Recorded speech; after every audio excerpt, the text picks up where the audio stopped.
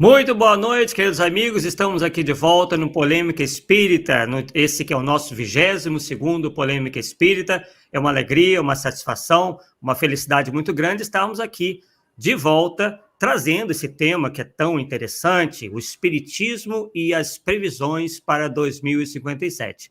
E estamos aqui muito bem acompanhados do nosso amigo e confrade, pesquisador, que é o Paulo Neto. Boa noite, Paulo Neto.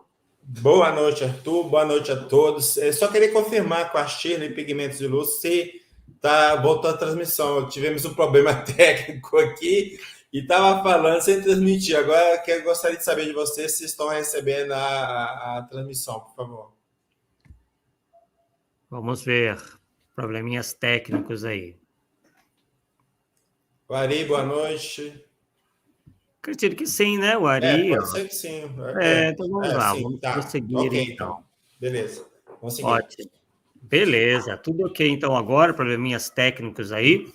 Então, nesse dia tão importante, né, Paulo, 7 de setembro, nós comemoramos aí 200 anos da nossa independência. Então, né, uma data realmente histórica e nós continuamos aqui, independente de feriados ou dias especiais, com o nosso Polêmica Espírita trazendo esse tema que não poderia deixar de ser tão polêmico e que se arrasta desde mais ou menos os idos do ano de 2009 dentro do movimento espírita, uma vez que, e nós chegaremos lá em maiores detalhes, fiquem até o final para conferir, se iniciou dentro do movimento espírita uma ideia de que, e a informação de que Chico Xavier teria previsto para o ano de 2019 algumas mudanças um pouco que bruscas para o nosso planeta, né? E que depois, hoje, nós já contamos, aí já se conta com um novo ano, né? Que é o 2057. Né, Paulo? Como é que você viu essa questão na época? Pois é, igual nós estávamos comentando, né? Na codificação, nós temos previsões de mudanças, né? Mudanças na Terra. Mas as mudanças que vão ocorrer na Terra é algo imperceptível, né? É porque é de geração em geração você percebe. Não tem nada que dá algum tipo de catástrofe para promover essa mudança, né? Então, tudo é paulatina. Então, o que eu sempre percebo, eu já te falei uma vez, é que as religiões tradicionais trabalham muito com o terrorismo, o que eu chamo de terrorismo religioso, né? Previsões de, você vai para o inferno, o mundo vai para acabar, não sei o quê, não sei o quê. E, infelizmente, nós estamos trazendo isso para o movimento espírita, meu amigo. Sinto muito. É verdade, essa é a nossa preocupação e por isso que nós estamos acompanhando, inclusive, eu particularmente, acompanho esse assunto desde 2009, quando surgiu isso daí na imprensa espírita, né, mais especificamente na Folha Espírita. E nós iremos trazer para vocês aí todo esse histórico, tá? Para que nós cheguemos aos tempos atuais e vocês verão que muitas das vezes nós estamos, digamos assim, incorrendo nas mesmas falhas, nos mesmos erros lá de trás, né? Como o Paulo, inclusive, já adiantou aí, né? Bem, então, vamos lá, vamos mostrar aqui para vocês o início dos nossos slides. Deixa eu até voltar aqui. Porque o probleminha técnico, nós achávamos que estávamos no início, mas não estávamos. Bem, então vamos lá. Então vamos falar um pouco dos fins do mundo ao longo da história. Para que vocês percebam isso. Nós temos aí, mencionamos alguns profetas do passado, que nós podemos ver aí, o Edgar Cayce, que é um sensitivo americano, norte-americano, o Nostradamus, tão conhecido, e João o Evangelista, né? Estão entre as figuras mais conhecidas. E nós vamos inicialmente tratar do Edgar Cayce, que inspirou muito essa obra que vocês estão visualizando aí, pessoal, que é o Mensagens do Astral de Ramatiz. Mas vamos falar um pouquinho do Edgar Cayce para que vocês entendam. O Edgar Cayce, como eu disse anteriormente, que nasceu em 1877 e desencarnou em 1945, era um sensitivo norte-americano considerado por muitos o profeta infalível. Ele tinha esse codinome, esse apelido. E previu ele uma série de desastres naturais até o final do milênio passado, como a erupção do Monte Etna, na Itália, e outras erupções vulcânicas, por exemplo, nas Filipinas, a destruição da cidade de São Francisco, nos Estados Unidos, a cidade de Los Angeles e Nova York, também nos Estados Unidos. E na visão desse sensitivo, o mundo iria experimentar uma inversão dos polos magnéticos com consequências apocalípticas. Grandes ondas e terremotos enormes iriam destruir a Terra. Especificamente para o ano, essas previsões foram feitas para o ano de 1998, onde ele declarou que no ano de 98 iríamos ter grandes mudanças geológicas e sociais e a Terra seria totalmente afetada. Ele, inclusive, previu que Atlântida, o continente perdido, o continente mítico de Atlântida, emergeria do fundo do mar. Disse ainda, como eu já comentei, que muitos vulcões voltariam a ser ativos e causariam grandes desastres. E aqueles que vivessem nas montanhas iriam ver o mar. Quer dizer, ele previu a elevação do nível dos mares, dos oceanos. E que a Terra, enfim, passaria por esse processo muito doloroso, muito catastrófico. Disse ainda que a maioria das ilhas do Japão iriam afundar, que o norte da Europa seria completamente alterado geologicamente. Enfim, uma nova Terra iria surgir. Ele também fala em convulsões no Polo Ártico e também na Antártida, e no final, isso iria decorrer em função da mudança dos polos da Terra. Ele também dizia que zonas frias e subtropicais se tornariam mais quentes e iria crescer os musgos e samambaias. Ele demonstra aí, querendo mostrar que essas áreas muito geladas iam acabar tendo vegetação. E tudo isso iria acontecer entre o ano de 58 e 1998, quer dizer, 1958 e 1998. E ainda, de acordo com esse sensitivo, no ano 2000, Cristo voltaria à Terra anunciando uma nova era de paz. E aí é que entra esse livro Mensagens do Astral, inicialmente chamado de Conexão de Profecias. Tá? Esse livro, inclusive, Conexão de Profecias, e que depois se tornou Mensagens do Astral, foi inicialmente publicado pela Legião da Boa Vontade. Em determinado momento, lá pelos idos de 1950 e poucos, os caravaneiros da Legião da Boa Vontade foram procurar Chico Xavier para que ele falasse das previsões, das profecias feitas pelo espírito Ramatiz, através do médium Hercílio Mais, e que davam conta sobre a aproximação de um enorme astro que provocaria a elevação abrupta do eixo terrestre, causando destruição por toda parte e ceifando a vida de 2/3 dos habitantes do planeta até o ano de 1999. E a resposta que Chico Xavier deu a esses caravaneiros da LBV hoje é utilizada quase como que um documento comprovatório de que Chico Xavier estaria chancelando essas previsões. Tá? Se nós formos verificar bem, hoje quem abraça essas previsões e afirma que Chico Xavier teria feito essas previsões, se utiliza muito desse documento, desse depoimento em que Chico Xavier meio que afiança tudo isso. Tá?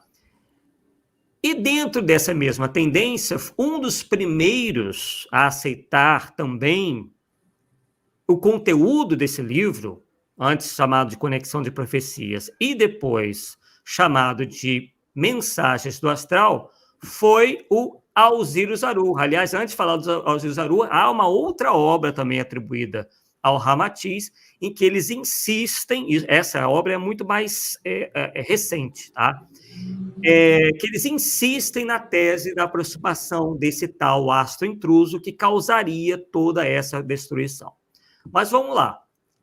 Outro, então, que acabou embarcando nessa ideia foi o Alziro Zarur, o fundador da LBV, que eu citei há pouco, né, Legião da Boa Vontade, que através dos seus programas radiofônicos diários anunciava que deveriam todos se acautelar, pois de 1000 havia passado, mas de 2000 não passaria.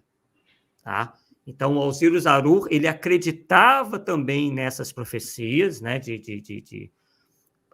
para o fim do milênio passado, assim como também outra figura muito conhecida, o Edgar Armond, também incluiu essas previsões do Edgar Cayce no seu livro chamado, né, muito conhecido, que é Os Exilados da Capela. Mas dele nós vamos falar daqui a pouquinho, pessoal.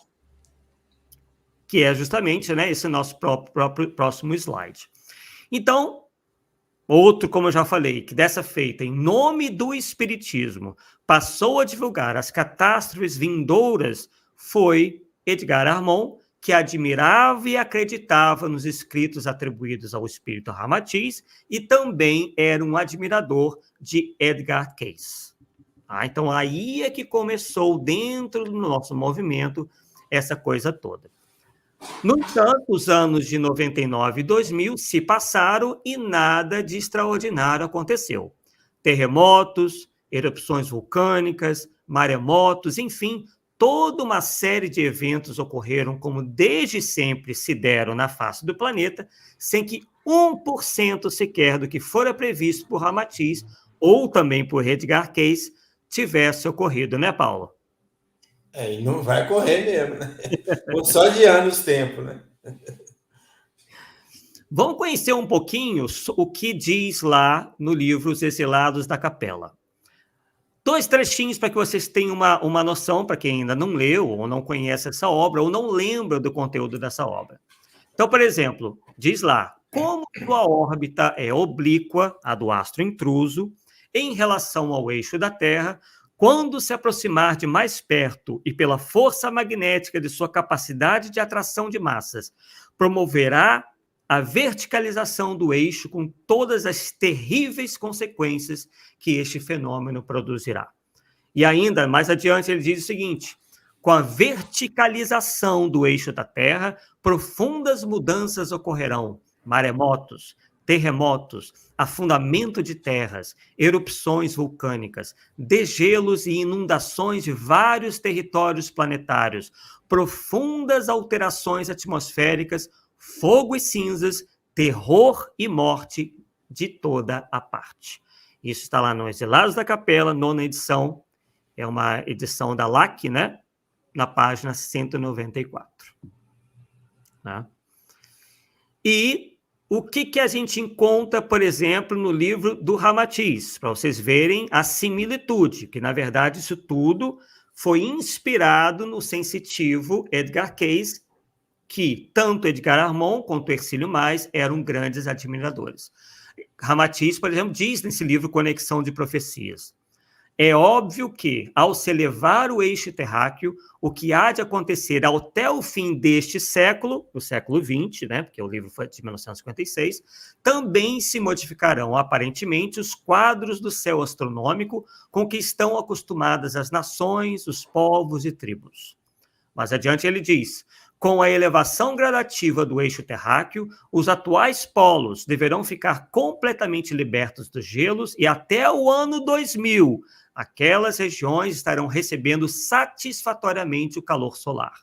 O degelo já principiou, vós é que não o tendes notado.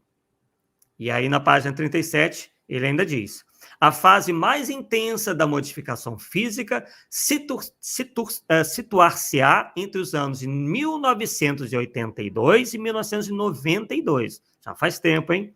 E os efeitos se farão sentir até o ano de 1999, pois o advento do terceiro milênio será sobre os escombros que em todas as latitudes geográficas, todas, revelarão o maior ou menor efeito dos eventos dos fins dos tempos. Daqui a mais alguns anos, olha a outra previsão furada, os vossos geofísicos anunciarão apreensivos a verdade insofismável. O eixo da Terra está se verticalizando. Então, pessoal, vemos aí claramente o erro crasso, né, contido nessas obras. E aí, Paulo, como interpretar isso daí? Será que também teve alguma espécie de moratória? De minha parte, eu não acredito nisso, não. O grande problema é que muitas vezes pretensas mensagens mediúnicas ou comunicações mediúnicas, como queiram, mais refletem o pensamento do médium do que do próprio espírito que está comunicando. Então, em certas situações, eu acho que é muita interferência do próprio médium mesmo, ou seja, eles põem para fora aquilo que ele pensa. Talvez seria o que se geralmente denomina de animismo, né? Animismo. Exatamente. Perfeito. Né, cumprimentando aqui o pessoal, né, que está chegando, Vladimir Cabral, fazendo uma série de comentários, Cláudio Pecorari, Marcondes Moreira, enfim, muitos outros. Bem, o que nós estamos vendo aí, né? Estamos vendo aí uma pintura que data aproximadamente de um ano, perto do ano 1000, tá? Nós vamos comentar sobre isso daqui a pouco. Mas ainda em relação ao que nós acabamos de ver, o que a gente percebe é que é típico, né, dos que não querem, por orgulho ou vaidade, dar o braço a torcer, que eles não querem abjurar das suas ideias fantasiosas para encarar a realidade. E aí vieram as justificativas desses indivíduos, né, e dos seus admiradores, dos seus seguidores, na tentativa de encontrar novas datas para a ocorrência desses desastres que eu acabei de mencionar, julgados capazes de tornar o mundo melhor pela expulsão dos maus para que os bons, entre aspas, finalmente predominem na Terra. Então, nada disso é novidade, muito menos, como a gente já está começando a ver, né, tem algo a ver com o Espiritismo. E aí, às vésperas, né, do ano 1000, como nós estamos demonstrando aí nessa pintura daquela época, teóricos do Apocalipse já previam uma hecatombe, mas como nada aconteceu, a data certa passou a ser 1033, isto é, 1000 anos após a morte de Jesus Cristo. Já em 1524, vou mostrar aqui para vocês, né, temos aí a capa de um livro, tá? Onde astrólogos previram o início do fim do mundo para 1º de fevereiro de 1524, como eu já disse, com uma inundação em Londres. Como nenhuma gota caiu naquela cidade, a justificativa dada, né, foi que houve um erro de cálculo. Vão percebendo aí, pessoal, né, que quando as coisas não acontecem, sempre tem uma justificativa. Eles sempre criam uma justificativa. O certo, né, para eles, que previram que seria 1524, seria, então, agora 1624, isto é, 100 anos depois. Né? Então, o que nós estamos vendo aí são justamente um documento da época, né, com essa gravura, onde eles mostram ali, de maneira figurada, um peixe, né, depositando uma grande quantidade de água sobre a terra, justamente querendo simbolizar a inundação na cidade de Londres e que possivelmente ia se espalhar pelo mundo afora. E esse daí, pessoal, é o Melchior Hoffman, que previu que o mundo seria consumido pelas chamas, quer dizer, não seria mais pela água, e sim pelas chamas. Ao final, nada aconteceu e ele foi preso e morreu na prisão. Poucos anos depois, em 1537, foi a vez do astrólogo Pierre Tourelle, olha a capa do livro que ele escreveu, ó, que afirmou dispor de 4 datas para o fim do mundo: 1537, 1544, 1801 e 1814. E ele acabou ficando para a história, esse francês, esse astrólogo francês, como o que mais datas usou para safar-se do vexame. E aí, 111 anos depois, em 1648, foi a vez desse daí, ó, o judeu Sabbatai Zev. Ele, inclusive, Paulo, se intitulou o próprio Messias, que dessa vez, né, teria vindo para expulsar ele mesmo os maus da terra. E como naquele ano de 1648 nada aconteceu, ele previu o Apocalipse para 1666, né? Tal da data, tal ano cabalístico, né? Quer dizer, aquele número cabalístico, né, que acabou virando um ano para eles de previsão do fim, que foi 1666. E aí ele acabou preso. Decepcionado, ele acabou se convertendo ao islamismo. E estamos aí caminhando na história. O próximo é o William Winston. Esse William Winston era um teólogo, né, da Igreja Católica mesmo, se não me engano, e ele repetiu o mesmo erro lá de trás, 1524. Ele anunciou que em 13 de outubro haveria uma gigantesca inundação, fazendo com que o rio Tâmisa lotasse de embarcações em rota de fuga. Quer dizer, ele acabou provocando isso. E, tal como ocorreu em 1524, né, no dia anunciado da catástrofe, sequer choveu, né? Então, mais uma decepção aí para os catastrofistas de plantão. Vamos lá. E aí temos uma figura até bastante conhecida, porque ele é um líder adventista, né? A Igreja Adventista do Sétimo Dia. O William Miller, que em 1843 previu o Apocalipse para 3 de abril daquele ano, depois passou para 7 de julho, depois 21 de março de 1884, isto é, 41 anos depois, e finalmente 22 de outubro daquele mesmo ano de 1884. Desacreditado, morreu 5 anos depois da sua última previsão, isto é, 1889. Em 1881, foi a vez dos egiptólogos, que previram o fim do mundo, baseados em alguns escritos encontrados. Eles refizeram as contas, mudando o ano do fim para 1936. E, obrigados pelas circunstâncias, reformularam as previsões, empurrando-as para 1953. Então, só coletando, né, decepções aí em relação às profecias.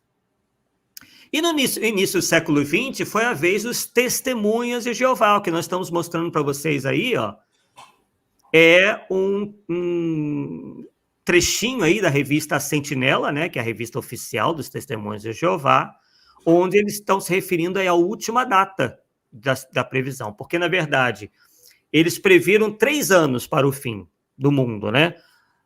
Todos, obviamente, errados, como nós sabemos. O primeiro foi 1874, o segundo, 1914, e o terceiro, 1975, né? Por isso aí, nós retiramos aí de 1969, que já se falava, né, no tal ano fatídico de 1975.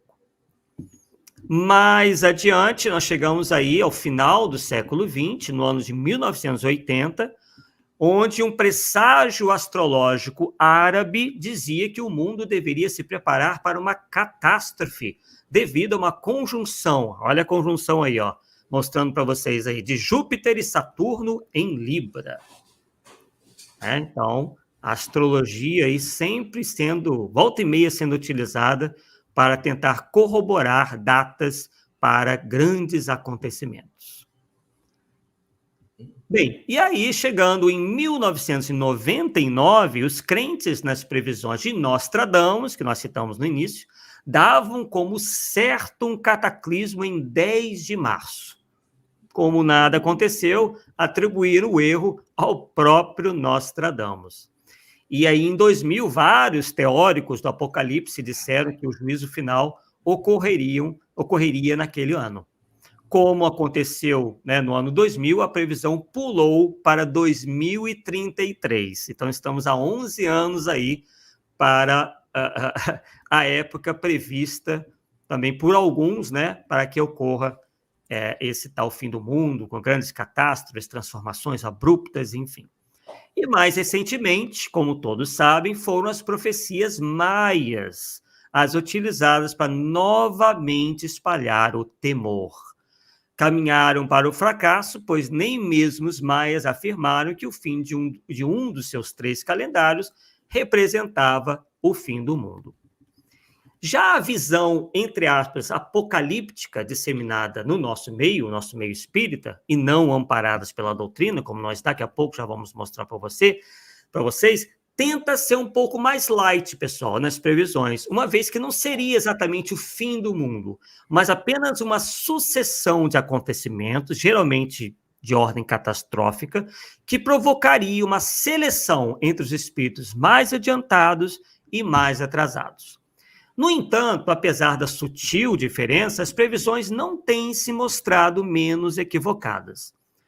Como já mostramos para vocês, né, temos aí diversos membros no movimento ramaticista, que é uma espécie de seita que diz divulgar o espiritismo, mas que vive batendo na tecla de estar a codificação ultrapassada e que se auto-intitulam universalistas crísticos ou simplesmente espíritas universalistas, ainda hoje insistem em disseminar as previsões contidas nos livros de Ramatiz, principalmente aquele que eu mostrei para vocês inicialmente.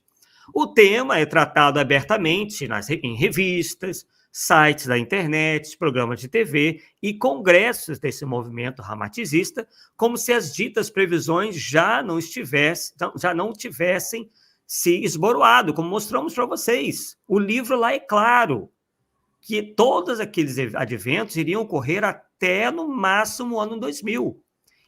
E teriam uma espécie de ápice entre 1982 e 1992, como nós mostramos para vocês. E exatamente como no passado, a tática é encontrar as explicações pretensamente racionais ao não cumprimento das profecias. E, logicamente, o quê? Informar novas datas.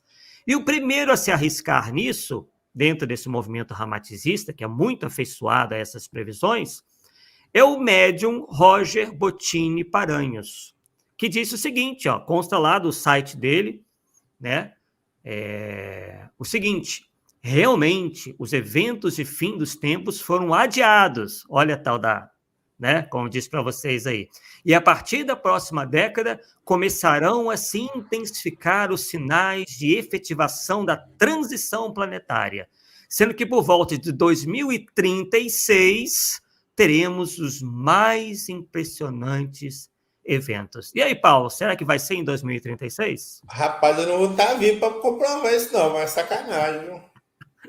Vai estar vivo até lá para ver, né, meu? Se Deus quiser, vai estar sim. E de onde você estiver, nós estivermos, né? Vamos estar aí verificando que vai. Eu queria vivo aqui na Terra, cara, não é no mundo espiritual, não. Então, pelo menos, né, a gente vai ver que o Roger Bottini vai ter bastante tempo para pensar numa explicação plausível, né, para o não cumprimento da previsão dele, né, Paulo? A maneira mais fácil de evitar contestação é jogar na data lá na frente, porque você não tem como comprovar. Agora, o que eu sempre falo, eu não sei se eu já cheguei a comentar com você, sim, qualquer previsão que se possa fazer para algum evento futuro tem que fazer sentido para quem você está falando. Uhum. Porque se você, naquele tempo que vai acontecer aquilo, você não estiver vivo, não adiantou nada, não teve efeito nenhum. Nenhum, cara. Não tem sentido isso para mim. Uhum. Entendeu? Realmente.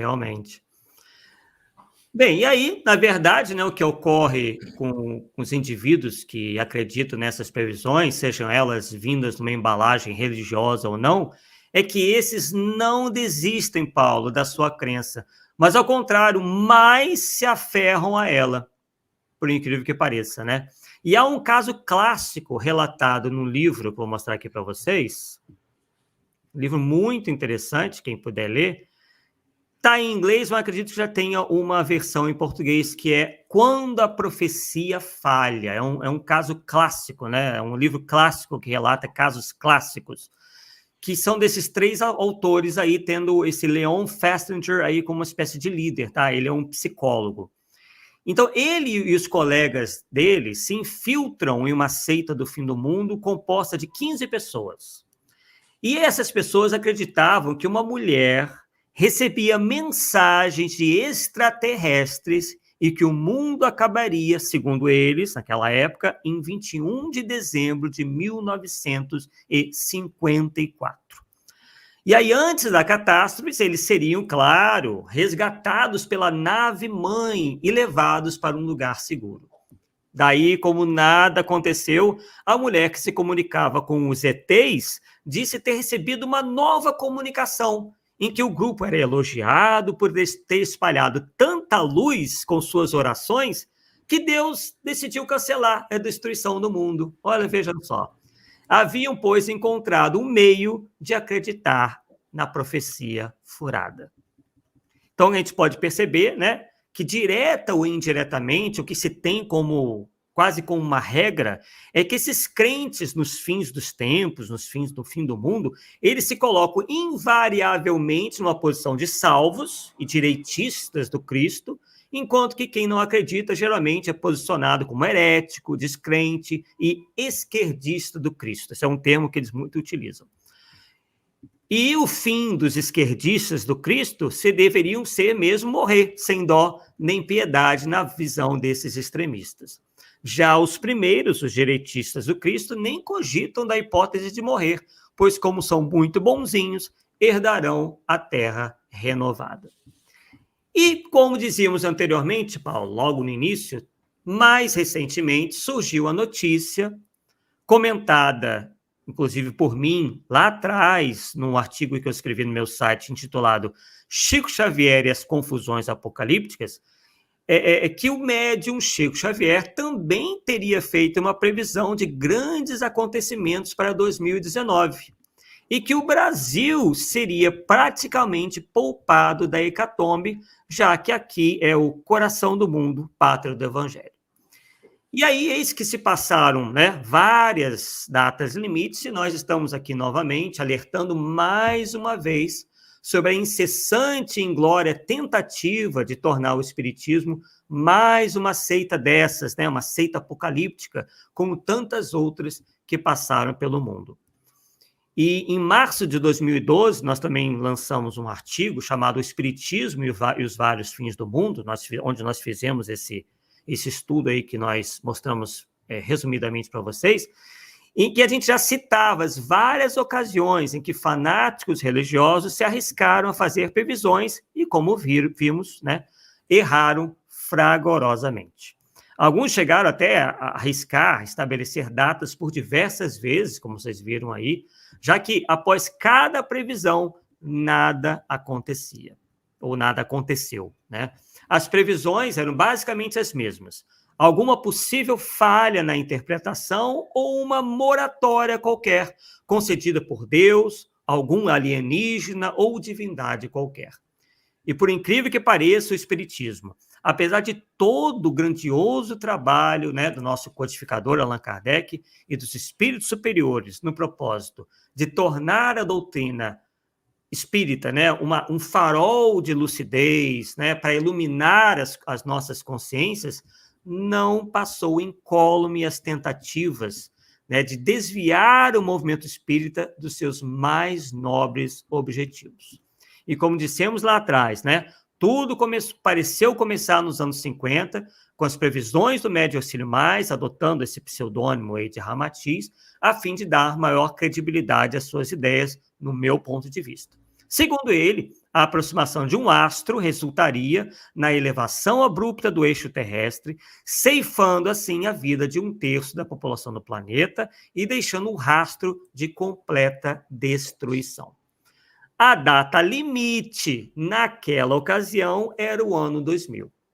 E aí, em 1999, nós denunciamos essa impostura com a publicação, né, do livro Ramatiz Sábio e Pseudo-Sábio, lá pela editora M.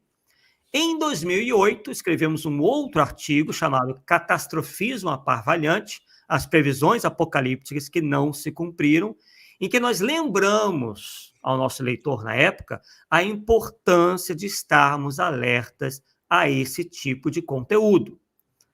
Né? Fora dos arraiais espíritas, se valendo dessas obras ditas mediúnicas de cunho duvidoso, foi a vez do Alziro Zaru, que nós falamos para vocês, né, o presidente da LBV, de, né, propagar nos seus programas radiofônicos o seu famoso "a 1000 chegará, mais de 2000 não passará". O Zaru, né, nós comentávamos isso ainda há pouco, né, voltou ao mundo espiritual em 1979 e não presenciou em vida a passagem tranquila pelo ano 2000. E até então, o movimento espírita permanecia fiel aos ditados dos espíritos superiores que claramente advertiram que nada temos a temer. Né? Então, deixa eu mostrar aqui para vocês. E aí, que nós já vamos entrar nessa questão aí. Por quê? Porque no ano de 2009, correu o mundo a notícia de que os maias teriam previsto o fim do mundo para 21 de dezembro de 2012. E aí, em maio de 2011, o jornal Folha Espírita, número 4.391, para quem quiser pesquisar, né, para verificar isso daí, sacudiu o movimento espírita, Paulo, com uma revelação. Chico Xavier teria dito a Geraldo Lemos, em 1986, em uma conversa informal pela madrugada uberabense, que a data limite para o velho mundo, ou seja, a transformação do planeta de mundo de provas e expiações para o mundo de regeneração, não seria em 2012, Paulo, mas em 2019. Você lembra o que você estava fazendo? Como é que você recebeu essa notícia, Paulo? Ah, caraca, meu. Eu nem sabia dessa história, cara. Eu fico. E aí é o seguinte, aí o cara vai perguntar, por que nós estamos falando isso? Está aí a resposta. Sim. É tanta coisa que eles estão trazendo no movimento espírita que está depreciando a doutrina espírita para quem vê essas informações saindo daqui. E tudo que se fala de Chico, não sei o que tem, é sempre confidencial. Não tem nada de Chico que é falado abertamente. Poxa, eu estou igual de volta. Não sou obrigado a acreditar. E ponto. Exatamente. Perfeito, perfeito. E aí, em resumo, né, essa tal revelação consiste em quê? Na ideia de que a chegada do homem à Lua teria despertado o interesse da comunidade espiritual do sistema solar. Olha que eles não pegam leve, não, né? É a comunidade espiritual do sistema solar. Agora, o porquê que a chegada do homem à Lua teria causado tanto desespero nos espíritos superiores, realmente não dá muito bem para entender, né? Porque, enfim, tanto o homem... Era tão importante que o homem nunca mais voltou à Lua. Né? Quer dizer, não se tem... Né? Se citam essas questões, mas não se diz o porquê. Quer dizer, por que a chegada do homem à Lua teria despertado esse receio todo de espíritos tão elevados? Né? Difícil de entender. E aí uma reunião foi marcada entre as potências angélicas, eu estou aqui sendo bem fiel, tá, aos termos, do nosso sistema, na qual o futuro da humanidade seria decidido. Ficou acordado, mediante intervenção direta de Jesus, que a humanidade teria o prazo de 50 anos a contar da chegada do homem à Lua, que ocorreu em 20 de julho de 1969, né? Então, 50 anos depois, seria 20 de julho de 2019, para que os países aprendessem a conviver em harmonia, evitando a todo custo uma terceira guerra mundial. E caso consiga, né, a humanidade, caso conseguisse, né, a humanidade entraria em uma fase de progresso nunca antes vista, em que veríamos a cura das doenças e a solução das crises humanitárias. Caso contrário, uma nova idade das trevas abater-se-ia, né, podendo levar até 1000 anos para se recompor. Isso está num livro, que eu daqui a pouquinho vou mostrar para vocês, lá na página 58, que é Não Será em 2012. E por que eu estou mostrando esse livro aí para vocês? Tá? Porque é um DVD que trata das tais profecias maias que previam, né, teoricamente, segundo alguns autores esotéricos, principalmente ligados ao movimento da nova era, de que o ano fatídico seria 2012. E um desses indivíduos é esse aqui, ó, é o Fernando Malcum. Tudo isso aconteceu lá na Fora Espírita, eles virem com essa história, logo depois que um jornalista brasileiro entrevistou esse esotérico, o Fernando Malcum, que afirmava que 2012 seria o ano dessas grandes mudanças, né? Só que aí eles referendaram tudo que o Fernando Malcum, porém fizeram uma observação, que não seria em 2012, seria em 2019. Então, mais que depressa, em 2011, é lançado o livro Não Será em 2012, de autoria da Marlene Nobre, né, já desencarnada, e o Geraldo Lemos Neto. E após muitas aparições na mídia, né, e os holofotes, digamos assim, direcionados aos autores do Não Será em 2012, o ano de 2019 chegou ao seu fim e nós respiramos aliviados, né, Paulo? Não porque nós achássemos que algo realmente ocorreria, eu, como já disse para vocês, informei a vocês, já era completamente cético em relação a isso tudo, né? Mas aí, quando chegou em 2019, né, nós consideramos que os profetas de plantão, né, finalmente se calariam, amargurando aí meio que a vergonha de terem levado apreensão a tantas pessoas e maculado o movimento espírita com suas informações, no meu entender, inconsequentes e antidoutrinárias. Né? Não falaram que os espíritas rezaram muito, não exageraram, não? Pois é, daqui a pouco eu acho que vai ser isso. Talvez em 2057, né?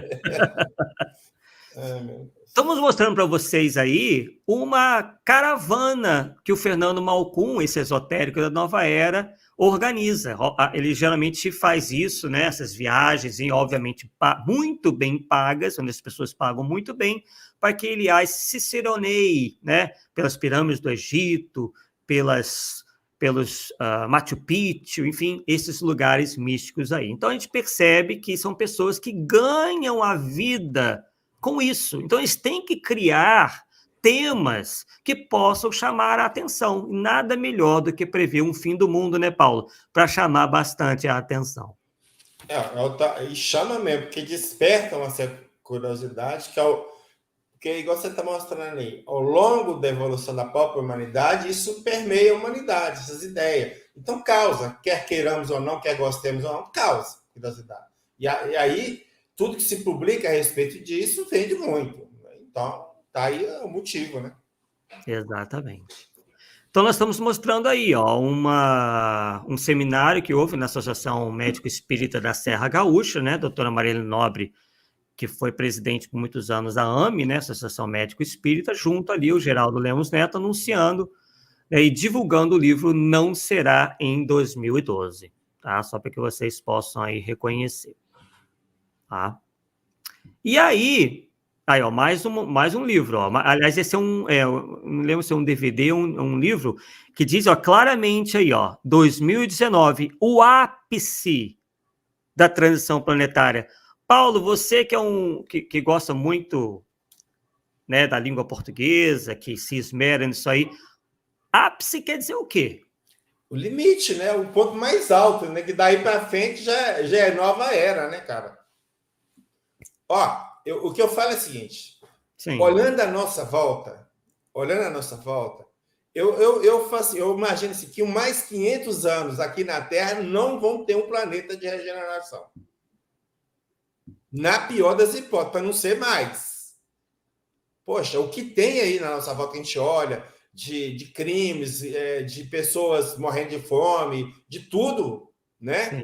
Você acha que 50 anos, 100 anos, você vai mudar isso? Isso é coisa que ao longo de um tempão, cara. É muito utópico, né, Paulo? Muito, muito, muito. Para mim, não. Super. Espero que esteja errado.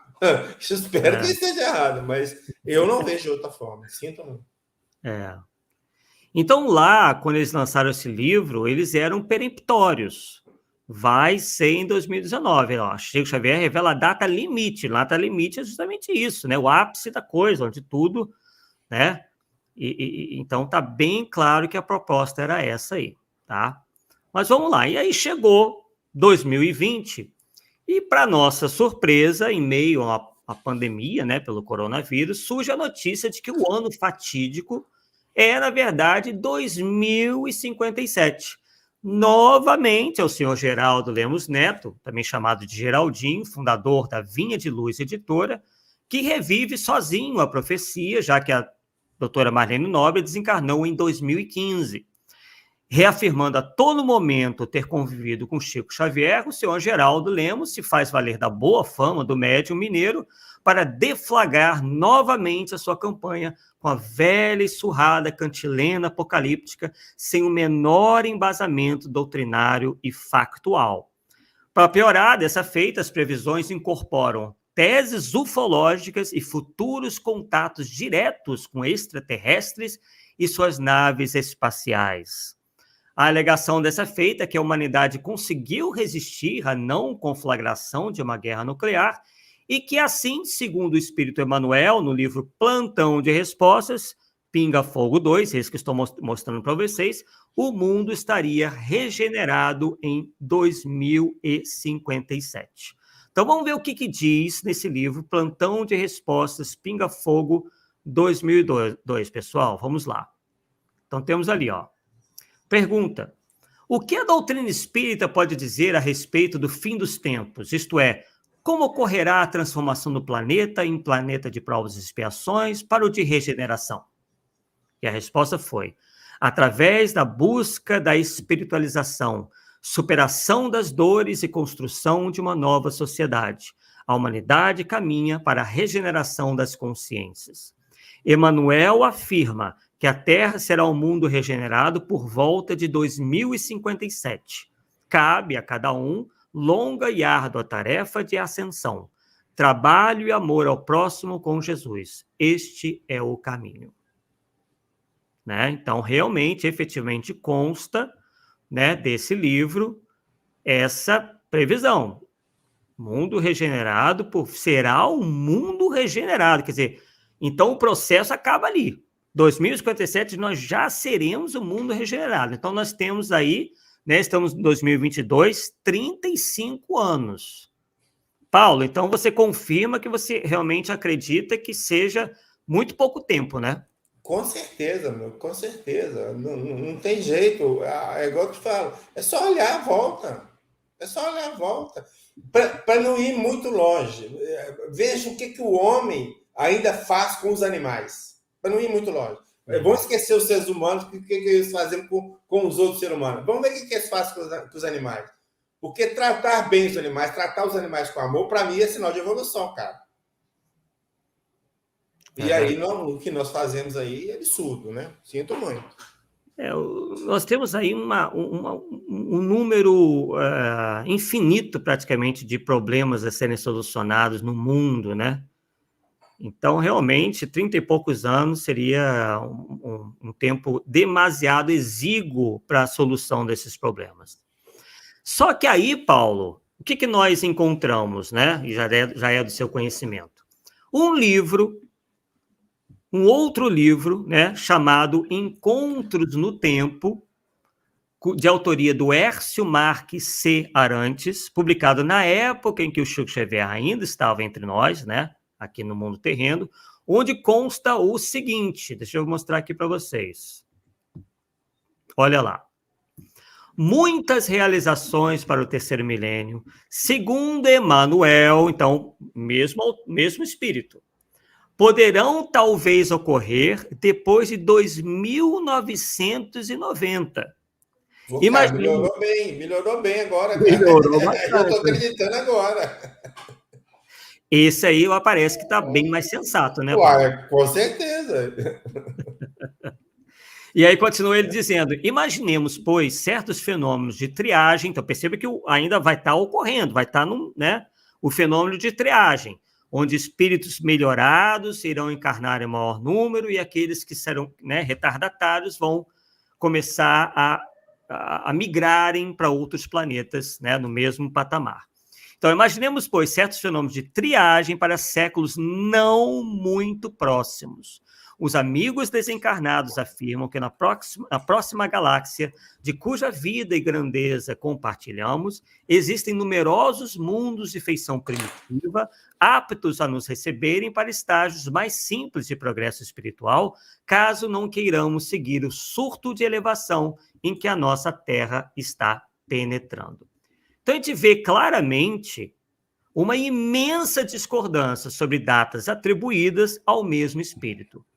E aí a pergunta, né, que nós nos fazemos, em qual deveríamos acreditar? Né?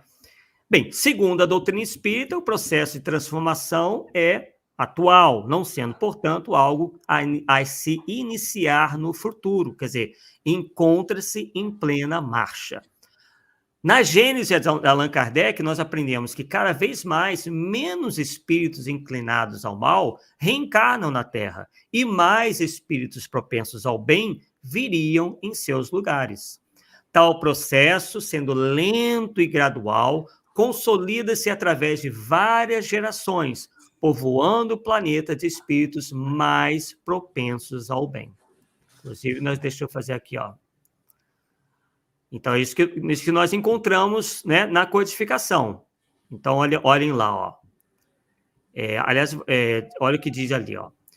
No capítulo 18, item 7. Mas uma mudança tão radical como a que se está elaborando não pode realizar-se sem comoções. Há, inevitavelmente, luta de ideias. Desse conflito, forçosamente, se originarão passageiras perturbações até que o terreno se ache aplanado e restabelecido o equilíbrio. É, pois, da luta de ideias que surgirão os graves acontecimentos preditos e não de cataclismos ou catástrofes puramente materiais. Os cataclismos gerais foram consequência do estado de formação da Terra. Hoje, não são mais as entranhas do planeta que se agitam, são as da humanidade. Então, já vimos aí, né, Paulo, que parece que... E, inclusive, é muito citado por esse pessoal que acredita, né, em 2057, o livro A Gênese é muito citado. Parece que não estão entendendo muito bem o que a Gênese está dizendo, né? Inclusive, diz também o seguinte, ó, como nós estamos mostrando ali. A Terra, no dizer dos espíritos, não terá de transformar-se por meio de um cataclismo que aniquile de súbito uma geração. A atual desaparecerá gradualmente e a nova lhe sucederá do mesmo modo, sem que haja mudança alguma na ordem natural das coisas. É como você falou lá no início, Paulo, né? Que vai ser algo quase que imperceptível, não é isso? Com certeza. E a mudança é a mudança, vamos dizer assim, do aspecto moral. Sim. Por isso que é lenta. Por isso que é lenta. Exatamente, né?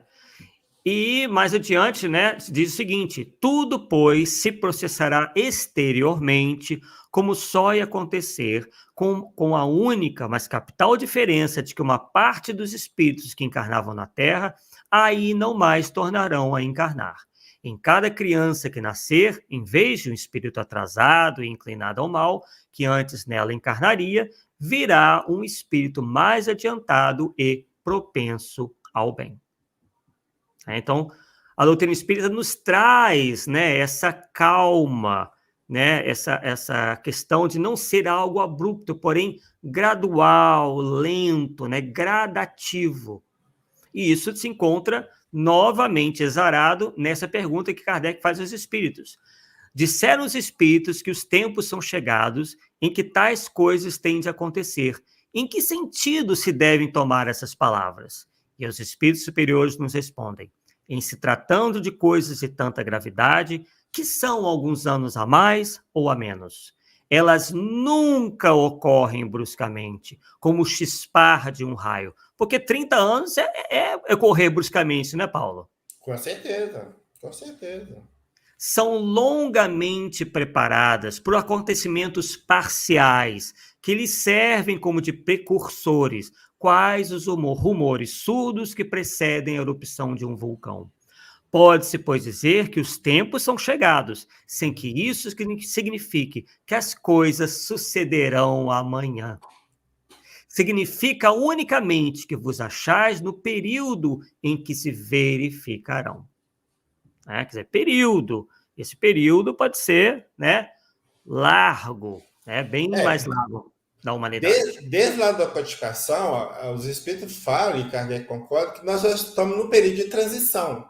Ou seja, a mudança começou. Agora, quando vai terminar? Você acha que amanhã ou depois? Mas de jeito nenhum. Entendeu? De jeito nenhum. Isso vai ao longo de um tempo. Os maus vão ser tirados daqui julgando para outros mundos, vamos julgando assim no modo figurado, em outros mundos inferiores à Terra.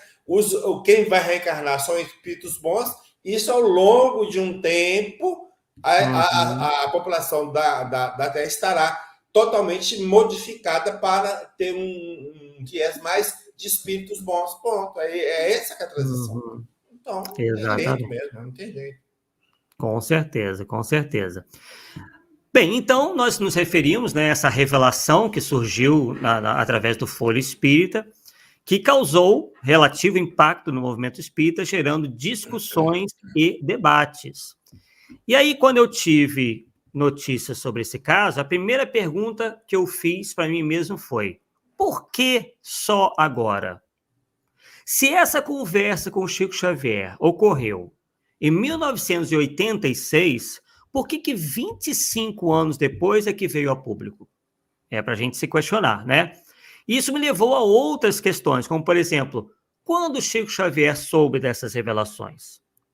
Se ele as conhecia desde o princípio, por que não as divulgou? Por que esperar 17 anos, quer dizer, de 1969 a 1986, para contar isso a alguém? Segundo Geraldo Lemos, a conversa ocorreu em 1986.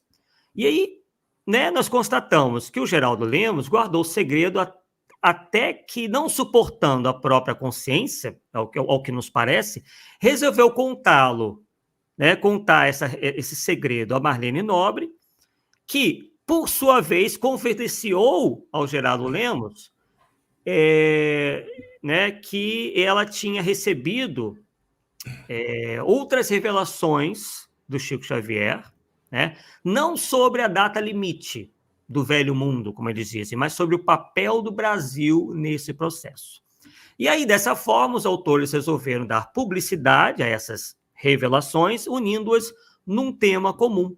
E aí, né, principalmente em forma de entrevistas ao jornal Folha Espírita, como eu já comentei, e posteriormente no livro, que foi o Não Será em 2012, e em um DVD, esse que fala sobre a data limite. Se Chico Xavier, né, confiava na revelação, como parecia confiar, e nós estamos aí fazendo referência ao próprio livro Não Será em 2012, né? É meio estranho, né, Paulo, o fato dele ter mantido em segredo, né? Mantido essa revelação em segredo. Porque o Chico Xavier é uma personalidade reconhecida pelo seu desapego, pela sua dedicação ao bem, uma trajetória que lhe rendeu o título de mineiro do século. Então, eu não consigo ver razão, né, para que algo de tal magnitude ficasse meio que oculto. Entretanto, é possível que ele não tivesse se dado conta inicialmente da magnitude dessa revelação. Estamos aqui fazendo algumas suposições. Pode ser que ele tenha ficado ciente em qualquer ano, entre 69 e 86, o que nos levaria a mais perguntas sobre os motivos dele ter mantido oculta essa informação nesse período. Mas e o conflito que existe entre a data de 2057 e a 1990? Como é que fica? Pois é. A fonte é a mesma, disse que foi Emmanuel. Emmanuel era... Uai, como é que fica isso, então? Exatamente. E outra pergunta, né, que nós nos fazemos, por que o Geraldo Lemos guardou consigo por 25 anos essa informação?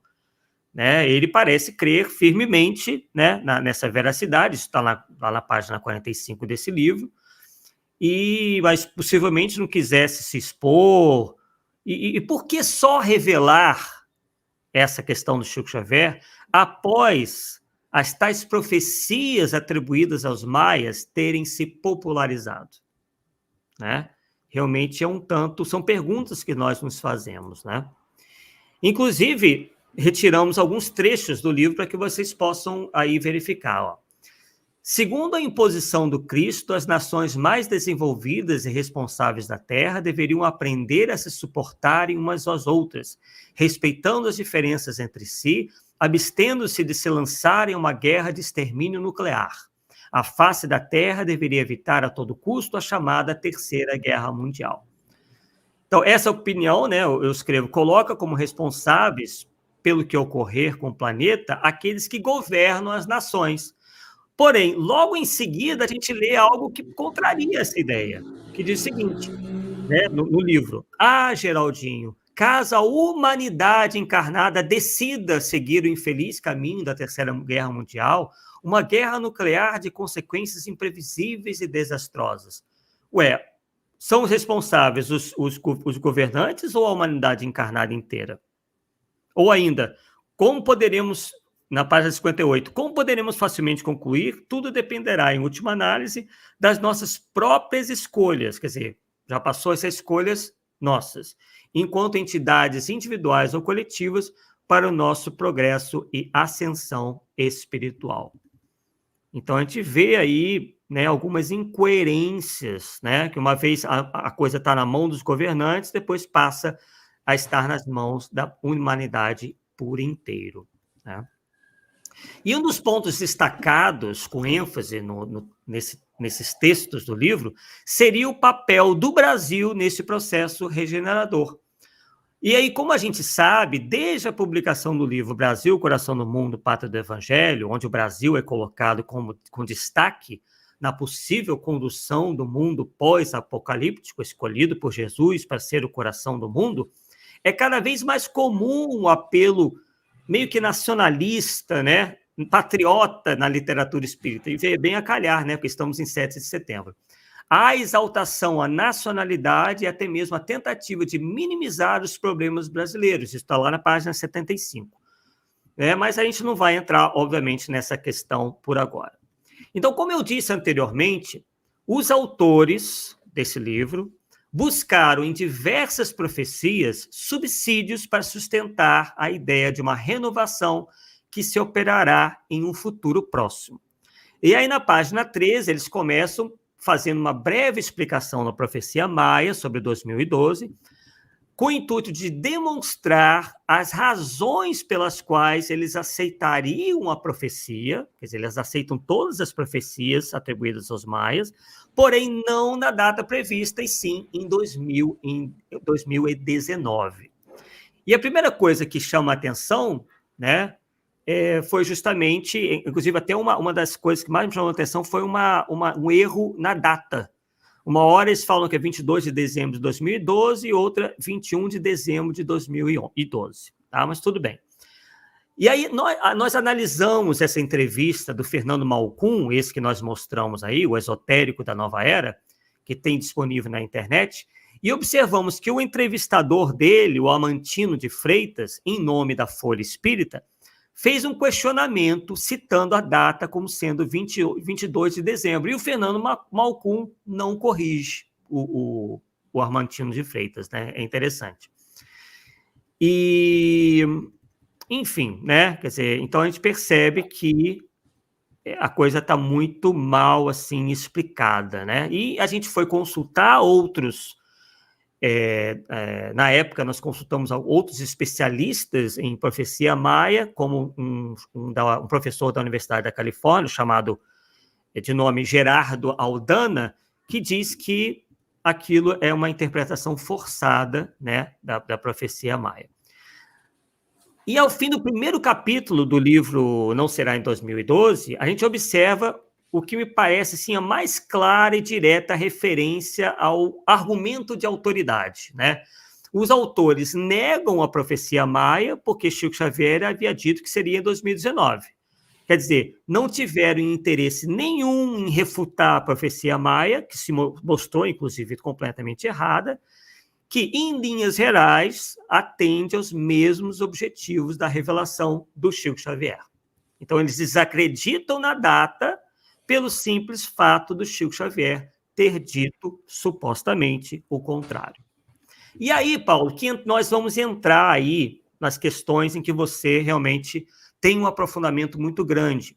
Porque nesse livro, Paulo, que eu me refiro, Não Será em 2012, do Geraldo Lemos e da Marlene Nobre, eles fazem uma série de citações a passagens do Novo Testamento e até do Antigo Testamento para referendarem essas previsões, inicialmente feitas para 2019 e que já foram colocadas para 2057. Né? Uma, por exemplo, estaria em Lucas. Deixa eu ver se eu tenho, se eu cheguei a colocar aqui. Bem, aqui é uma outra passagem do... justamente essa daqui, ó. A primeira profecia citada por eles, Paulo, está na página 34, que encontra-se no livro de Lucas 21, 20, que diz o seguinte: quando, porém, virdes Jerusalém sitiada de exércitos, sabei que está próxima a sua devastação. A gente pode, Paulo, entender essa profecia que está lá em Lucas como sendo algo para o nosso tempo? Ô, Arthur, o grande problema das pessoas é não se atentar para umas coisas simples, né? A primeira coisa que eu noto na maioria das pessoas que leem Bíblia é que muitas vezes não se preocupa nem com as notas de rodapés que os tradutores colocam, tá? E muitas vezes as notas de rodapé ou mesmo nas introduções dos livros bíblicos tem informações importantíssimas que vão nos colocar, muitas vezes, numa direção justamente contrária daquela que nós pensamos. Por exemplo, sobre essa passagem de Lucas 21, 20, sim, nós podemos encontrar na Bíblia Sagrada, edição pastoral, a seguinte nota.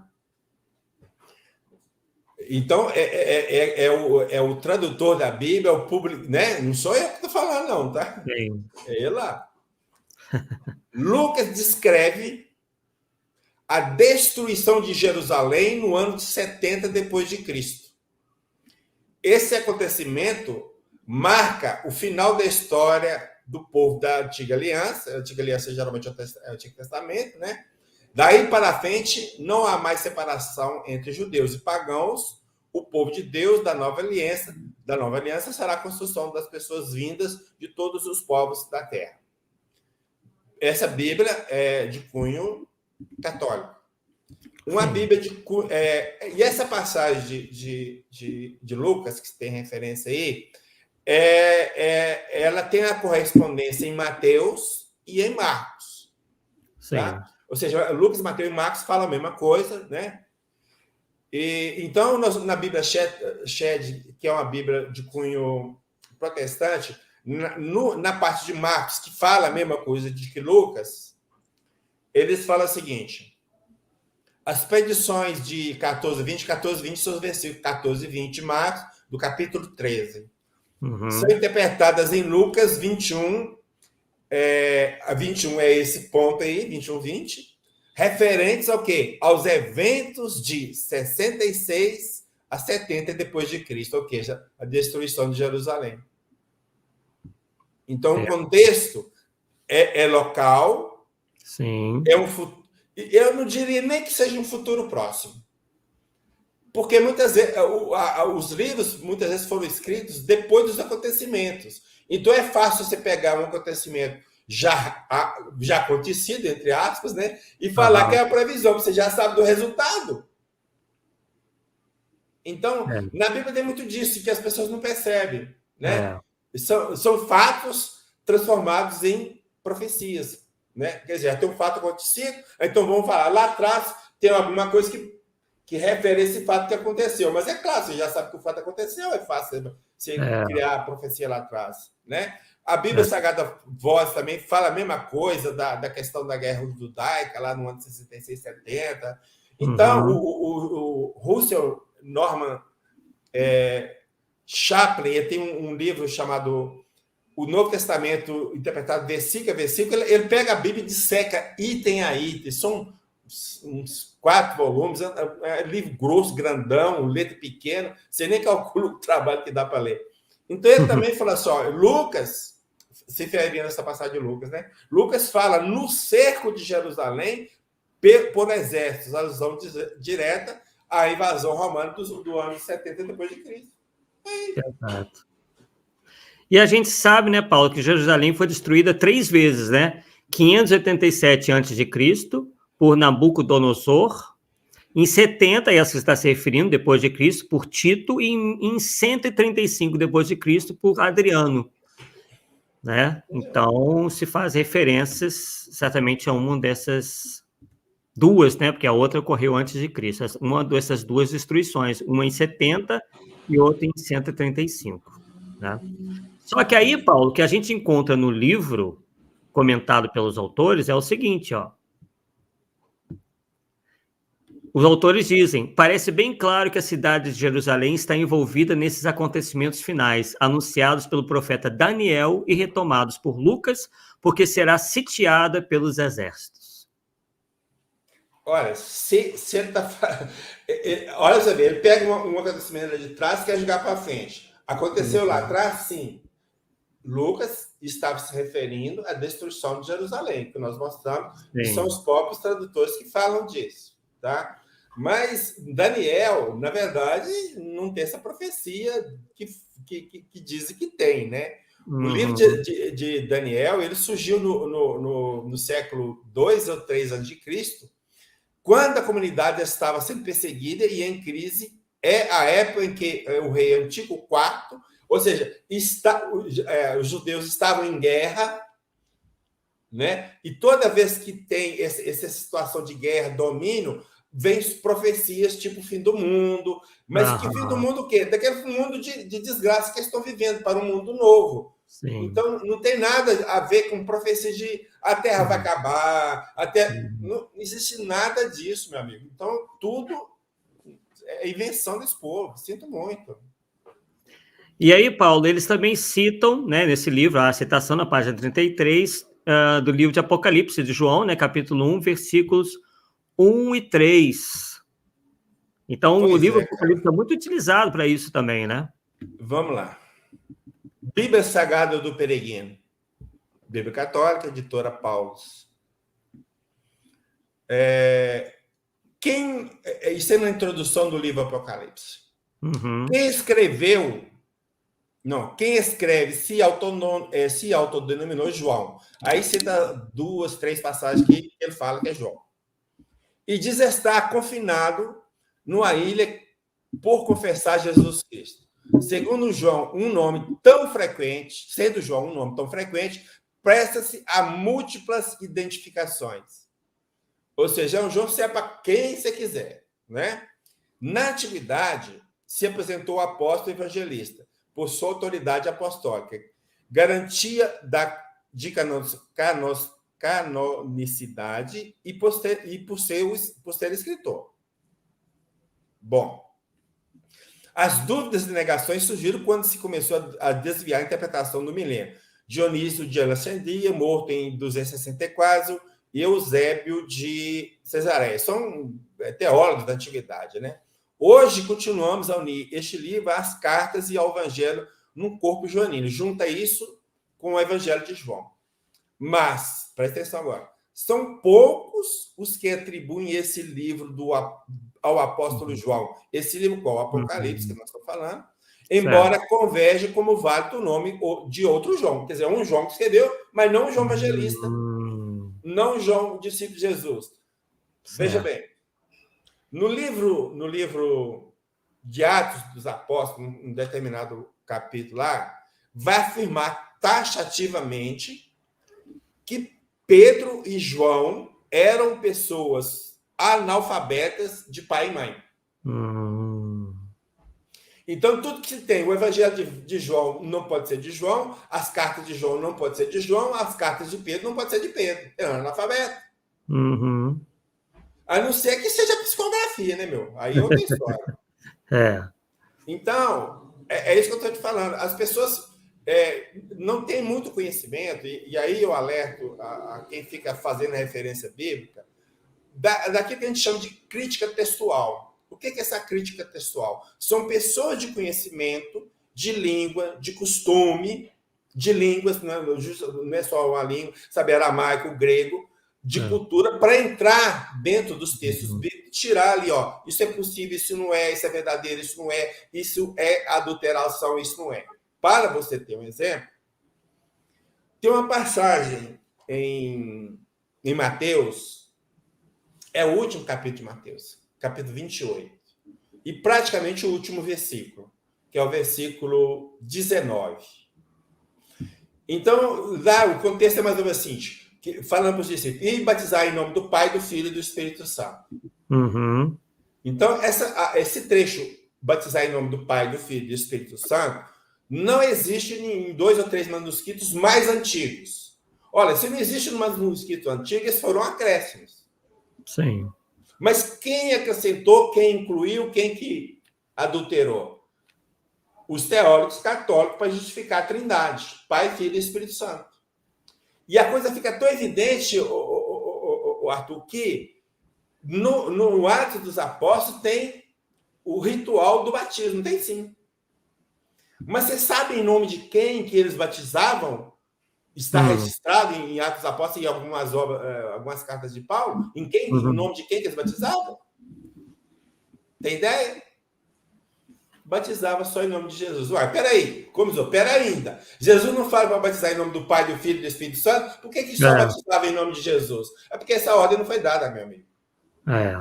Então está comprovada a adulteração. Então é isso que as pessoas não têm ideia, né? E como eu te comentei para você, se você pegar o livro de Zacarias, de Ezequiel, de Daniel e próprio João, todos esses João, seja lá quem for, todos esses livros têm como pano de fundo a dominação de um povo estrangeiro em cima dos judeus.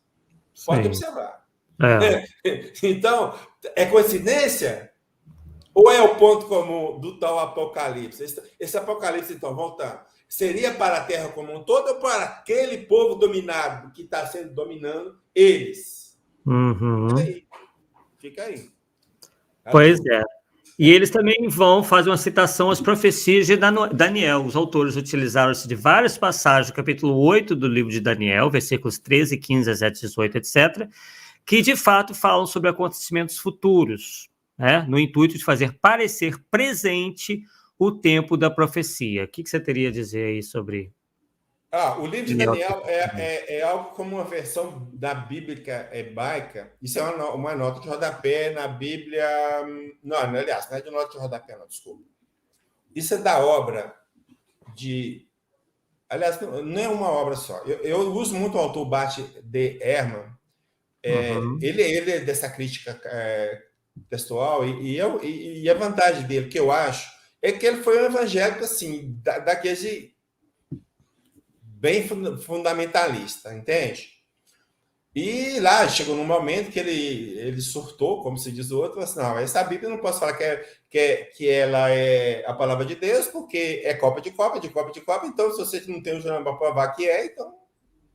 Então ele vem tecendo vários comentários sobre o livro de Daniel e ele vai falar o seguinte.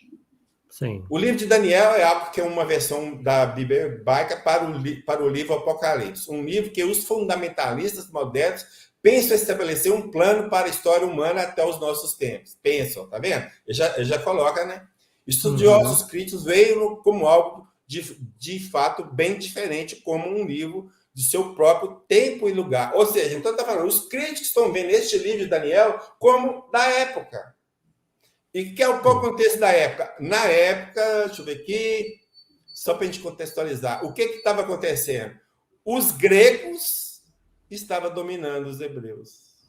Eles dominaram os hebreus de 333 a 165 a.C. É justamente quando saiu as tais profecias de Daniel. Ao contexto, dominação, tudo fecha. Perfeito, perfeito. Vamos lá, vamos avançar aqui. Também são citadas profecias de Ezequiel e Zacarias. Os autores dizem na página 36 do livro Não Será em 2012. É impressionante a descrição de Zacarias, versículo 12 do capítulo 14, quanto às consequências da guerra. Dá para supor que é um conflito nuclear escrito há 2.500 anos. Aí o trecho da tal passagem. Tá. Zacarias. Zacarias. Isso. A época de Zacarias, a época do profeta Zacarias, os judeus estavam dominados pela Pérsia. Ano 538 a 333. Está fechando com o contexto que eu estou te falando? Sim, sim. Tudo fecha. Aí vem no Zacarias, né? Que você falou? Zacarias e o Ezequiel. O Ezequiel primeiro. O profeta Ezequiel, isso na Bíblia Pastoral. Ou seja, nota da introdução de rodapé. Eu acho que é da introdução do livro de Zacarias. Fala assim: o profeta Ezequiel exerce sua atividade entre os anos 593 a 571, sacerdote exilado em Babilônia, com a parte do seu povo. Deu para entender? Ele estava sob o domínio dos babilônios. Olha para você ver. Zacarias, eles dividem o livro em duas partes. Sim. A primeira parte está no capítulo capítulo 1 ao 8, e a segunda parte do 9 ao 14. Então, a respeito do capítulo 1 a 8, ele vai falar que contém, essa parte, os oráculos do profeta Zacarias, contemporâneo de Ageu, 520 a.C. Então, está falando que Zacarias foi contemporâneo de Ageu, que viveu 520 a.C. Já a segunda parte foi escrito no período que os gregos dominavam a Palestina. Presta atenção, os gregos dominavam a Palestina. Percebeu o contexto? Uhum. Depois da grande campanha de Alexandre de Magno, 333 a.C. Mas peraí, cara. De 520 a 373 tem quase 200 anos. Zacarias viveu esse tempo todo? Então você percebe que o livro de Zacarias tem um acréscimo dele. Quem fez, só Deus sabe. Então você não pode pegar os textos e malhar sem ver o contexto, sem ver as observações, sem ver as introduções, as notas de rodapé, porque lá você vai achar muita coisa que vai. Os autores simplesmente pensaram coisas que interessavam a narrativa dele. Sim, não tem nada a ver. Então, tudo dentro do contexto, volto a afirmar. Esses contextos de previsões, Apocalipse, tudo tem a ver com dominação estrangeira. E aí eles citam também Mateus, versículos 6 e 8, do capítulo 24, que dizem: E ouvireis de guerras e de rumores de guerras. Olhai, não vos assusteis, porque é mister que isso tudo aconteça, mas ainda não é o fim. Está em Mateus 24, 6.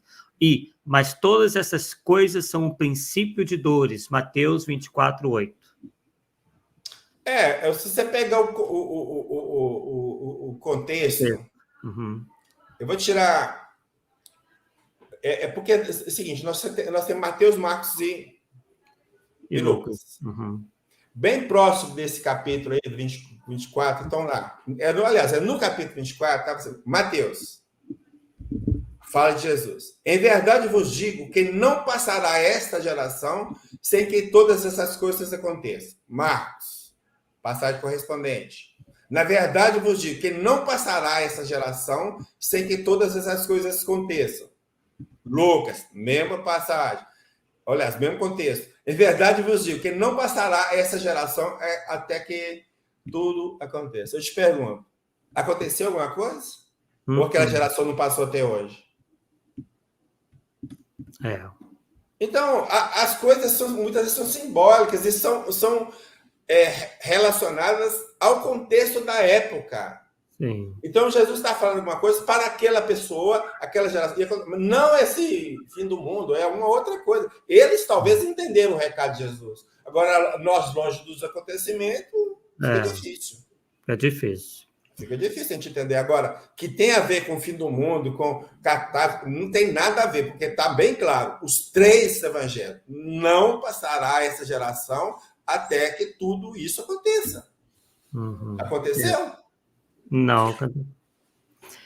Também exploro muito, e haverá sinais no sol e na lua e nas estrelas, e na terra angústia das nações, em perplexidade pelo bramido do mar e das ondas. Todas os apocalipses geralmente são acompanhados desses tais fenômenos extraordinários, como se dizer, não estou chegando, né? Modernamente são as catástrofes, terremotos, vulcões, o maremoto, é isso aí, mudou, né? Isso aí foi o que eu acabei de falar agora. E para finalizar essa parte, né, uma que você já até citou, né, em verdade vos digo que não passará essa geração sem que todas essas coisas aconteçam, né? Em Marcos, a verdade vos digo que não passará essa geração sem que todas essas coisas aconteçam, que são trechos, né, um em Mateus, outro em Marcos, mas que se correspondem. Em Lucas, em verdade vos digo que não passará essa geração até que tudo aconteça. É a mesma coisa. Esse aí está tudo no contexto do que foi dito antes, em relação àqueles capítulos. Depois que eu juntei tudo, falei uma coisa só.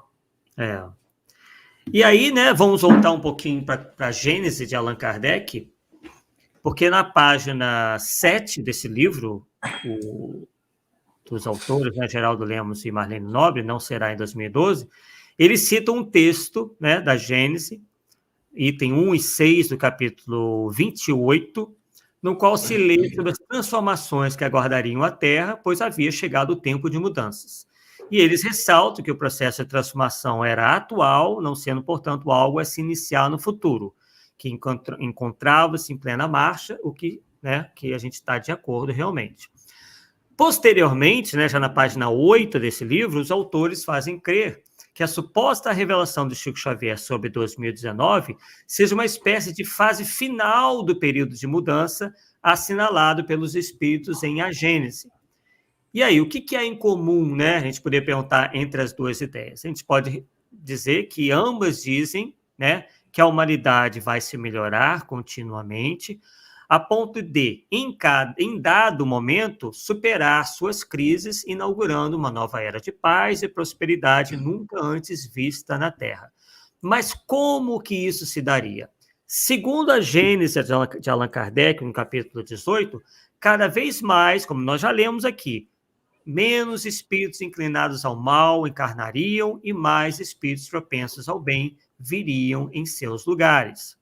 E esse processo, né, consolidando-se através de várias gerações, povoaria nosso planeta de espíritos melhores, que teriam mais de nossas virtudes e menos de nossas fraquezas. Contudo, segundo a tese apresentada pelo senhor Geraldo Lemos e Marlene Nobre, isso também deve ocorrer, porém com um limite. Quer dizer, se até 2019 a humanidade não mergulhasse em conflitos bélicos de grandes proporções ou numa guerra nuclear, isso está na página 51, fantásticos progressos seriam vistos. Mas, se o contrário acontecesse, as próprias forças da natureza poriam fim à guerra. Mergulharíamos em trevas profundas, isso está lá na página 52, propensos a terremotos gigantescos, maremotos e tsunamis consequentes. Veríamos a explosão de vulcões há muito extintos, quer dizer, muito parecido com aquelas previsões que a gente viu lá no início. No entanto, né, os trechos citados de A Gênese, isoladamente, levam uma interpretação equivocada daquilo que dizem em seu contexto original. Então, vamos dar uma olhada lá. Estamos já quase no finalzinho do nosso estudo. Então, se diz lá. Deixa eu ver aqui. Não, aliás, está um pouquinho lá para trás. Eu vou ter que voltar aqui no 32, no slide 32, que nós vamos ver isso melhor. Diz o seguinte, ó. Mais uma mudança tão radical como a que está elaborando não pode realizar-se sem comoções. Já até li, né? Mas vou repetir porque é importante. Há, inevitavelmente, luta de ideias. Desse conflito, forçosamente se originarão passageiras perturbações até que o terreno se ache aplanado e restabelecido o equilíbrio. É, pois, da luta das ideias que surgirão os graves acontecimentos preditos e não de cataclismos ou catástrofes puramente materiais. Os cataclismos gerais foram consequências do estado de formação da Terra, isto lá para trás. Hoje não são mais as entranhas do planeta que se agitam, são as da humanidade. E vou relembrar também, que é sempre bom, né? Onde consta também na Gênesis isso aí, ó, a terra, no dizer dos espíritos, não terá de transformar-se por meio de um cataclismo que aniquile de súbito uma geração. A atual desaparecerá gradualmente, a nova lhe sucederá do mesmo modo, sem que haja mudança alguma na ordem natural das coisas. E é outra que eu também já li, mas é bom relembrar.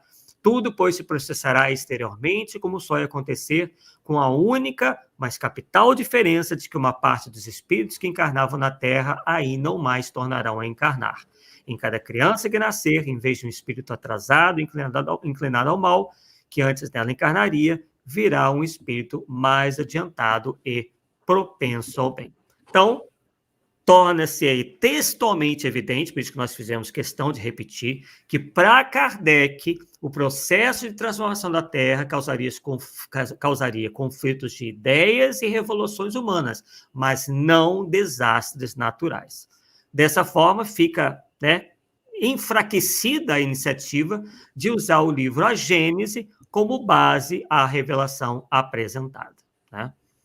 E aí a gente vê que realmente está faltando bastante substância nessa tese, tanto do ponto de vista doutrinário espírita, como também na sua interpretação, né, que eles dão em relação à Bíblia, né, Paulo?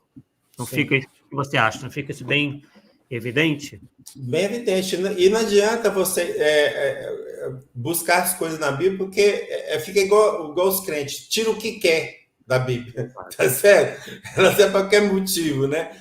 Eu brinco o seguinte, ó, não faça da Bíblia uma arma, a vítima pode ser você. Verdade. Então, pessoal, nós fizemos essa análise, né, da obra que deu início a tudo isso, que é o Não Será em 2012, na qual é dada publicidade, né, a uma suposta revelação feita por Chico Xavier ao senhor Geraldo Lemos sobre o futuro da humanidade, e o que possibilita a gente, né, observar uma série de argumentos, como nós vimos, pouco embasados, interpretações bíblicas tendenciosas, além de evidências de que elementos essenciais da tal revelação já haviam sido expostos em 1971, durante o programa Pinga Fogo, com o Chico Xavier, né? O entrevistado era o Chico Xavier. Então, não foi encontrada nenhuma evidência forte o suficiente para a gente crer que tal revelação, pelo menos no meu entender, no nosso entender, tenha ocorrido, sendo preciso confiar no relato unilateral do senhor Geraldo Lemos ou nas correlações estabelecidas pela sua companheira, né, nesse aspecto, a Marlene Nobre, no jornal A Folha Espírita, né, cujos textos, né, do jornal formam a base do livro. Então, também não foi satisfatoriamente respondido, né, no livro, o motivo pelo qual tal revelação ter sido ocultada do público por tanto tempo. Então, pessoal, o que a gente depreende disso daí? Vou fazer as minhas considerações finais para passar para o Paulo, para ele fazer as considerações finais dele. É preciso muito cuidado com esse tipo de conteúdo dentro do nosso movimento espírita. Verificamos que não encontramos na Gênese nenhuma espécie de detalhamento em relação a quando isso se vai dar, mas vimos até uma espécie de detalhamento de como isso vai dar. E isso coloca de lado qualquer possibilidade aí de catástrofes, de cataclismos de ordem natural. O que vai ocorrer são revoluções no pensamento humano, que podem até fazer com que haja conflitos de ideias, né, conflito aí de gerações, de interesses, né, que a gente sabe que ocorrem mesmo. Mas está muito longe de ser algo, inclusive foi até comentado, vem sendo comentado por esses autores, no caso do senhor Geraldo Lemos, na possível intervenção até de alienígenas nesse processo. Então, a coisa realmente tem um caráter fantasioso, no nosso entender, muito forte. Então, o que vai acontecer em 2057? Provavelmente, se persistirem com essa ideia, se ainda lembrarem disso, e provavelmente lembrarão, né, porque a internet está aí para isso, a refrescar a nossa memória, o movimento espírita vai ser ridicularizado, porque vão dizer, puxa, lá atrás previram né, um montão de fatos impressionantes para 2057 e nada disso aconteceu, como nós mostramos para vocês que nessas previsões absolutamente nada, ou muito pouco, né, um percentual muito diminuto dessas previsões geralmente se consubstanciam em fatos. Né, Paulo? As suas considerações finais. Olha, o que fica claro, e eu acho que é o que nós tentamos passar, é que quem defende teses de mudança com terremotos, com vulcões, com maremotos, tsunami e tudo mais, eles estão defendendo uma tese antidoutrinária. Eu vou dizer bem claro, antidoutrinária, porque o que tem na codificação não é isso. Então, esse é um dos motivos que a gente tem para tentar esclarecer o público. Se ninguém esclarecer o público sobre isso, vai pensar que o espiritismo, de uma forma geral, abraça essas ideias ridículas. Vamos desculpar. Então, nós estamos aqui tentando mostrar que não tem sentido, não tem razão. Porque se amanhã falar que a doutrina defende isso, pode falar assim, ó, o Paulo e o Arthur falaram que não. E apresentar a prova, o vídeo está aí. Tá certo? Esse é o nosso papel. Agora, não vamos obrigar ninguém, como sempre, a aceitar a nossa posição. Cada um siga o seu caminho, né? Siga o seu caminho. Nós fizemos a nossa parte, que é tentar esclarecer, né? E fizemos com amor, sem nos colocar nas condições de dono da verdade, porque nós apresentamos os argumentos, e vocês vão ver se os argumentos são lógicos ou não, e pronto, e fim de papo. E agradeço aí a participação de todos. Teve um amigo aí, Francisco Rebouças, que apareceu por aí, não sei se está aí ainda, forte abraço. A Chile, o Ari, que mais que eu conheço? Gente boa. É só gente boa mesmo. É isso aí, gente. Eu agradeço aí a participação de vocês e até uma próxima, se Deus assim o permitir. Isso aí, como, né, fizemos aí um breve apanhado histórico para vocês verem que os erros se repetem, né? Nós, no movimento espírita, temos que fazer diferente. A doutrina espírita é diferente de tudo que passou. É uma doutrina racional, de esclarecimento, não explora temáticas de fim dos tempos, seja lá uma versão mais light ou menos light, né? Então, o que nós pedimos a vocês é que, né, compartilhem esse conteúdo. Isso nos ajuda bastante também, que o nosso trabalho chegue ao maior número de pessoas e que nós possamos continuar aqui nesse nosso trabalho no Polêmica Espírita, aqui na Rai TV. Paulo? Olá. É porque eu vi duas postagens aqui falando da adulteração nas obras de Kardec. Sim. Eu sugiro que as pessoas possam procurar o trabalho da Luciana Faria. Ela tem várias lives aí sobre o tema, principalmente em relação à Gênese, e as pesquisas que ela fez junto com Carlos Sete, com a Daí Ribeiro, apontam que não existe adulteração na Gênese. A Gênese, na 5ª edição, embora diferente da 4ª, são alterações feitas por Allan Kardec. E ela faz isso com maestria, porque ela mostra e prova por A mais B que não houve adulteração, mas sim é o pensamento de Kardec. E ela tem um conhecimento técnico nessa área, né, de documentação, parte histórica, né? Cara, ela pegou a Gênese, a da 4ª e da 5ª, e comparou tudo. O que estava em um, que não estava no outro. O trabalho dela é fantástico. É fantástico. Realmente. Assino embaixo. Tem a mesma posição sua, Paulo, em relação a esse trabalho dela. Fantástico, realmente. Convidamos vocês também, né, quem desejar, conhecer lá o nosso canal, o Arthur Azevedo Polêmica Espírita, aqui mesmo no YouTube. Conheçam lá, se inscrevam lá. Nós já fizemos esse estudo por lá e até em outros canais. Aqui ampliamos ainda mais com a participação do Paulo Neto nessa parte bíblica, né? E também fizemos uma abordagem diferente aqui, citando, né, fazendo uma análise, uma breve análise do livro Não Será em 2012, que foi efetivamente o livro que lançou essa ideia inicialmente de 2019 e agora de 2057, como sendo, né, o ápice da transição planetária. Bem, pessoal, agradecemos a vocês mais uma vez pela presença e estaremos aqui de volta na próxima quarta-feira com mais um Polêmica Espírita. Até lá!